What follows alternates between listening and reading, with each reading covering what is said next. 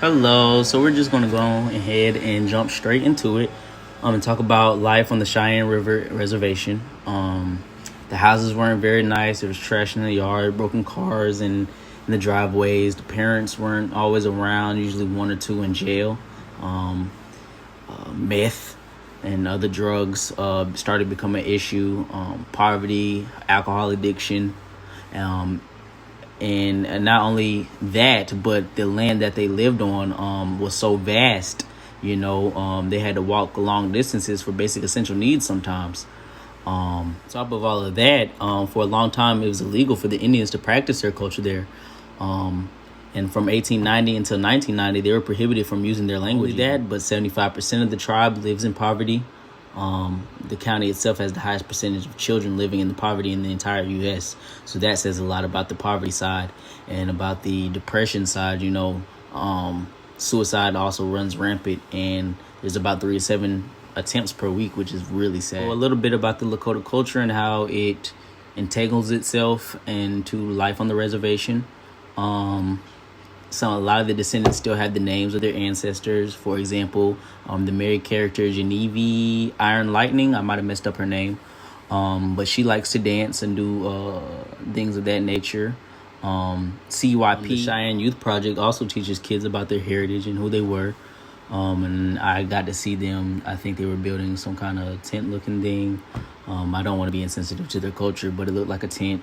And they were telling stories together. I seen them have some kind of traditional parade where they got dressed in their cultural garments, sung and danced as well. So that was pretty cool. Proud of their heritage there. And in a sense, they kind of equate these celebrations with wealth. And I find that very beautiful. That's just very encouraging. As for the teens there and the young adults, they're faced with unemployment, drug addiction, alcoholism, suicide. And all of these things can impact the kids directly and indirectly, as their parents can be distracted with these things and don't give them as much attention as they need, because kids need attention to kind of thrive. Without a proper way to express their feelings, many of them internally combust and go to drugs, go to suicide, go to alcohol, anything but a good outlet.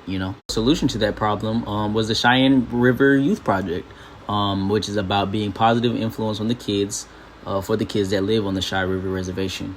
CYP was the first youth organization. They offer internships, wellness programs, teen center, gymnasium, and they're just there to kind of discuss mental and physical health, check on their well-being and education. And it really kind of reminded me of a Boys and Girls Club, almost like a safe haven or escape for the kids. And they were just there to listen to the children on the problems that were in the community, and try to make solutions to fix them.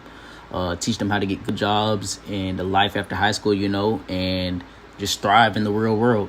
The thing I saw was in 2013, they had 10 interns, and in 2017, they had 500 internships completed. So you can just see the impact that it has in the community. And that's another thing that's just so beautiful. CYP wasn't the only one. There was also outlets like the Sioux YMCA camp and the Wild Horse Youth Program that try to give the children some guidance and make the kids feel like they belong and it's okay to mess up. Gives them a different outlet other than drugs.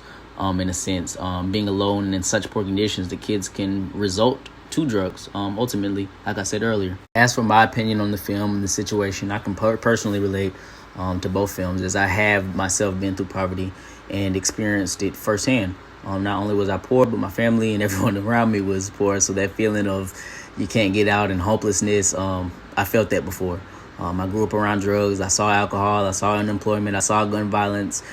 I've been depressed, but going through all that has made me a better, more humble person. Back into the film, I do ultimately feel like children are a reflection of the environment they're in, and it just feels like they're doing the right things there.